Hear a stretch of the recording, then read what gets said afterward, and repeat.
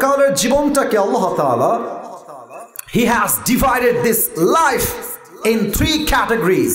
3 ভাগে আল্লাহ তাআলা পরকালের জীবনটাকে ভাগ করেছেন। Look at my 3 fingers. 3টা আঙ্গুল দেখে জবাব দেন আমাকে, পরকালের জীবনটা মোট কয় ভাগ? আওয়াজটা বগুড়ার হয় নাই, কয় ভাগ? 1 নাম্বার হলো, যদি কোনো বান্দা পরকালে বিশ্বাস রাখে, তাকে এটা মনে প্রাণে বিশ্বাস রাখতে হবে, আমি যে মরে গেলাম, আমার জীবনটা এখানে শেষ না, কবরে যাওয়ার পরে আমাকে আবার জীবিত করবে একজন, তিনি কে? বিশ্বাস হয়? হয় হয় হয়। কাফেরদের হয় না। কাফেরদের স্লোগান দেখেন, স্লোগান, दुनिया की जिंदगी ही असली जिंदगी है, इसके बाद कोई भी जिंदगी नहीं है, सो नो टेंशन डू फुर्ती। नाउजुबिल्लाह, तो मुसलमान नाउजुबिल्लाह হয় না, জোরে কোন নাউজুবিল্লাহ। তারা বলে মোহাম্মদ, আস্তাগফিরুল্লাহ, নাউজুবিল্লাহ। তারা বলে মোহাম্মদ, আস্তাগফিরুল্লাহ, এ মোহাম্মদ তোরা যে বলিস মরার পরে আবার ফিরে আসবে, কই আমার বাপ তো মরছে, কত জন্ম হয়ে গেল, বাপ তো ফিরে আসে নাই, আমার মা তো ফিরে আসে নাই মোহাম্মদ।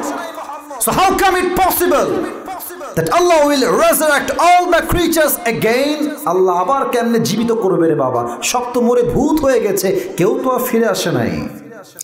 আল্লাহ বলছে বান্দা শোনো, একটা উত্তর দি লজিক থেকে, লজিক থেকে। আল্লাহ বলছে আনতুম আশাদ্দু খালকান আমিস সামাউ বানাহা। এই পাগলা কাফের কালা বলছে, এই কথা শোন, আচ্ছা বলেন তো আমার এই যে এখানে এটার নাম সামিয়ানা, এটার নাম কি? আচ্ছা খেয়াল করেন, 1 2 3 4 5 6 7 8 9 10, মোটামুটি এই সামিয়ানা ধরে রাখার জন্য অন এন অ্যাভারেজ এই জায়গাতে প্রায় 20 থেকে 25টা বাঁশ রাখা হয়েছে। কথা আমরা ভুল বললাম না ঠিক বললাম? এবার বলেন তো সামিয়ানার আরো উপরে বিশাল বড় পুরো পৃথিবী জুড়ে আছে, এটার নাম কি? আকাশ। বলেন এটার নাম কি? বগুড়ার ভাইরা উত্তর দেন বুঝে। এত বড় আকাশ ধরে রাখার জন্য আল্লাহর কয়টা বাঁশ আর খাম্বা লাগছে? কয়টা লাগছে? কোন কোন? একটাও না। আল্লাহ বলছে এই পাগলা, এত বিশাল লম্বা আকাশকে আমি আল্লাহ তাআলা একটা বাঁশও লাগেই নাই, একটা বাঁশের দরকার হয় নাই, একটা খাম্বার দরকার হয় নাই, একটা খাম্বা লাগে নাই, আমি আল্লাহ আমার কুদরতি হাত দিয়ে ধরে রেখেছি। তো এত বিশাল লম্বা আকাশ যদি আমি আল্লাহ ধরে রাখতে পারি, তোর মতো ছোট্ট একটা মানুষকে আমি আল্লাহ চাইলে জীবিত করতে পারি কি পারি না? কি সুন্দর লজিক আল্লাহ। আচ্ছা একটু আরেকবার ভাবেন যে আমার দুবাইয়ে 5টা ফ্ল্যাট আছে। আরে নাই রে বাবা, এই বোঝাবার জন্য বলছি। দুবাইয়ে 5টা ফ্ল্যাট আছে, সিঙ্গাপুরে 5টা ফ্ল্যাট আছে, মালয়েশিয়াতে 10টা ফ্ল্যাট আছে, আর ঢাকার গুলশানে যমুনা ফিউচার পার্কের পাশে, বসুন্ধরার পাশে আর উত্তরায় মোটামুটি 10টা ফ্ল্যাট আছে। এবং আমার রেঞ্জ রভার আছে, মার্সিডিজ আছে, রোলস রয়েলস আছে, BMW আছে, সব আছে। এবার বগুড়া কোনো স্কুল যদি আমার দেখে কয় যে আসিফ হুজুর গরিব রে, সাইকেল কিনতে পারবে না, তো এক মুরব্বী থাপ্পড় দিবে, শালা কি বলবে, তুই কি বললি, এটা সাইকেল কিনতে পারবে না? যে লোকটা দুবাইয়ে গিয়ে ফ্ল্যাট কিনেছে, সিঙ্গাপুরে ফ্ল্যাট কিনেছে, BMW আছে, মার্সিডিজ আছে, বুঝে থাকলে উত্তর দেন সে ছেলেটা ছোট্ট সাইকেল কিনতে পারে কি পারে না? পারে কি পারে না? পারে কি পারে না? আল্লাহ বলছে বান্দা, এত বড় আকাশকে আমি আল্লাহ ধরে রেখেছি খুঁটি ছাড়া, তুই কেমনে বললি তোর মতো ছোট্ট একটা নগণ্য বান্দাকে আমি আল্লাহ আবার জীবিত করতে পারবো না? অতএব যে বলে মৃত্যুর পরে কোনো জীবন নাই, সে মুসলমানের বাচ্চা না, সে কাফের বাচ্চা, যুবক ভাড়া, ঠিক কিনা বলে? 2 নাম্বার বিষয় হলো, যে পরকালে বিশ্বাস রাখবে সেটা মনে প্রাণে বিশ্বাস করবে মৃত্যুর পরে আমার প্রত্যেকটা আমলের জাররা জাররা হিসাব নিবে একজন, তিনি কে? فمن يعمل مثقال ذرة خيرا يره ومن يعمل مثقال ذرة شرا يره. If anyone has done an atom size of good, he will see it. If anyone has done an atom sort of that, he will see it on the day of judgment.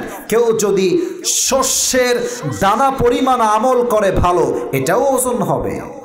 কেউ যদি শস্যের দানা পরিমাণ খারাপ আমল করে, এটাও ওজন দিবে একজন। তিনি কে? এবার আমার দুই হাত দেখেন, দুই হাত দেখেন।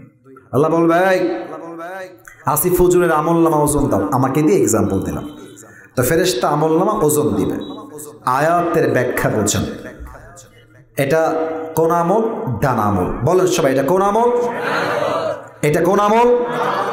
দুইটা একসাথে তোলা হবে। তো আল্লাহ দেখবে যে বান্দার আমলনামা, আমাকে দেখবেন না কেউ।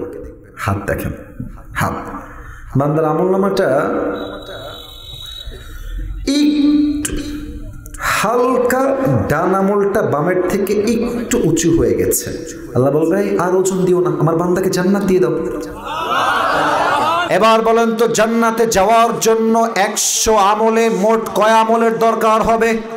51, 51। তো এক বান্দার আমলনামা ওজন দেওয়া হবে। আল্লাহ দেখবে যে বান্দার দুই আমল বরাবর, সমান সমান। বলেন তো এবার জান্নাতে যাওয়ার জন্য ওই বান্দার আমল লাগে আর কয়টা?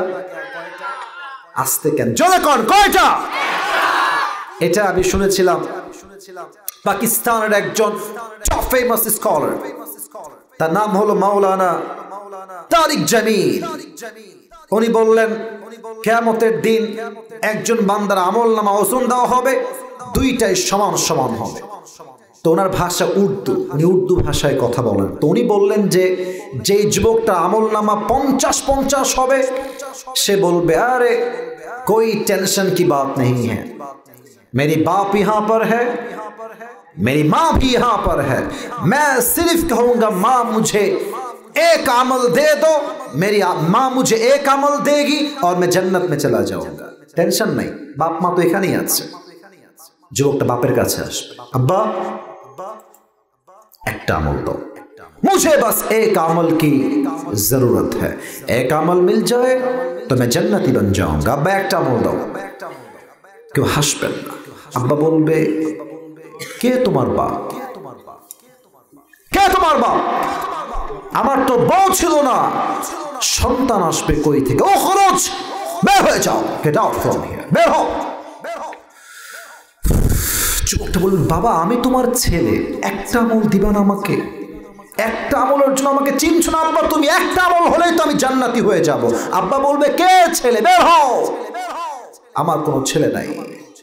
যুবকটা মায়ের কাছে আসবে, মা तुम्हारी बेटे को सिर्फ आज एक अमल की जरूरत है, एक अमल मिल जाए तो तुम्हारी बेटा जन्नत में चला जाएगा, माँ मुझे बस एक अमल दे दो। माँ, ও আমার কলিজার মা, একটা আমল দাও। মা বলবে, कौन है तुम्हारी माँ? আরে কে তোমার মা? বের হও। আমার তো দুনিয়ায় কোনো স্বামী ছিল না, আমার সন্তান আসবে কই থেকে? বের হয়ে যাও। বাবাও একটা আমলনামা দিবে না, মাও একটা আমলনামা দিবে না, বউ বাচ্চা সন্তান কেউ একটা আমলনামা দিবে না। যুবকটা হতাশ হয়ে কি করবে? আমি হাদিসের ভাষ্যমতটা প্র্যাকটিক্যালি বোঝাই। এ দেখেন, ডান হাঁটু বাম হাঁটু দুইটা উঠাবে এই বুক বরাবর, এ পর্যন্ত নিয়ে আসার পরে দুইটা হাত এমনি দিয়ে চোখটা ঢেকে বুক ফাটিয়ে কান্না করবে, একটা আমলের জন্য, একটা আমলের জন্য। একটা যুবক দৌড় দিয়ে আসবে, আরে ভাই तुम्हें क्या हो गया है, तुम इतनी टेंशन में क्यों हो, इतनी परेशान क्यों हो, তোমার কি লাগবে ভাই? তো ওই ছেলেটা চোখ তুলে ওর দিকে দেখবে, চোখ লাল হয়ে থাকবে। अरे भाई आप यहाँ से चले जाइए, आप मेरी कोई मदद नहीं कर सकते। अरे भाई আপনি যান তো, বাপ চিনছে না, মা চিনছে না, বউ চিনছে না, হু আর ইউ ম্যান, আপনি যান এখান থেকে, আপনার দ্বারা আমার কোনো লাভ হবে না। যুবকটা বলবে, ভাই आप मुझे बताइए कि आपको क्या चाहिए, हो सकता है कि मैं आपकी मदद कर भी सकता हूँ, হতে পারে আমি আপনার সাহায্য করতেও পারি, আমাকে বলেন না আপনার কি লাগবে। অনেক কাকুতি মিনতির পরে যুবকটা ডাক দিয়ে বলবে, ভাই আমার मेरी दोनों अमल बराबर हो गया है, अगर मैं जन्नत में जाना चाहूं तो मुझे बस एक अमल की जरूरत है, একটা আমল হলেই আমি জান্নাতে। আপনি কি দিবেন আমাকে একটা আমল? তো বলবে যে একটা আমল হলে চলবে তো? একটা আমল তো বলছে yes I just need on this to enter in the paradise, একটা আমল হলেই আমি জান্নাতি হয়ে যাব। যুবকটা বলবে ভাই ঠিক আছে, ওই একটা আমল আজকে আমি আপনাকে দান করব। এত আস্তে বললেন সুবহানাল্লাহ। তো হা করে তাকায় থাকবে। আপ সচ কহ রহে হ্যাঁ?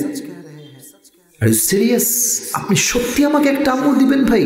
मैं तो यकीन नहीं कर सकता, मेरी माँ ने मुझे नहीं दिया, बाप ने मुझे नहीं दिया, बेटे ने नहीं दिया, बीवी ने भी नहीं दिया, आप कौन होते हैं देने वाला? কেন দিবেন ভাই?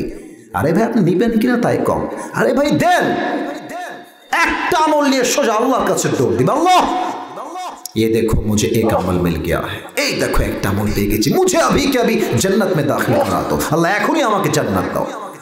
अल्लाह बोलबे कि रे एक अमल तू कोई पहली बंदा, किसने तुझे एक अमल दिया है आज? उसका नाम क्या है? उसका नाम बता मुझे। के अल्लाह सब देखे ताओ अल्लाह जानते चाहे। बोलबे अल्लाह राखी, दिस इज माय ब्रदर, ये আমার ভাই, इसने मुझे एक अमल दिया है, इन्हीं আমাকে একটা আমল দিয়েছে।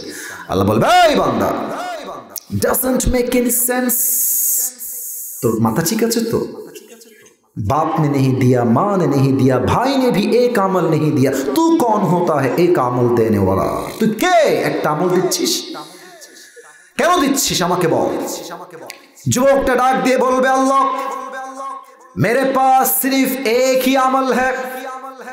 আল্লাহ আছেই তো একটা, ও থাকলেও আমি জাহান্নামী, না থাকলেও জাহান্নামী।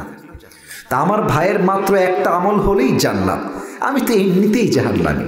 तो मैंने सोचा कि अगर मैं अपने भाई को एक अमल दे दूं और मेरी भाई जन्नती हो जाए तो उसके लिए बहुत बड़ी मेहरबानी होगी। আমার ভাইকে আমি দয়া করে মায়া করে একটা আমল দান করে দিয়েছি। আল্লাহ বলবে তুই কি তোর রবের চাইতে বেশি দয়াময় হতে চাস নাকি রে? আনা রহমান আনা রহিম, I am the most merciful, I am the most gracious, I am the most kindful Lord, मुझसे बड़ा मेहरबान कोई भी नहीं हो सकता।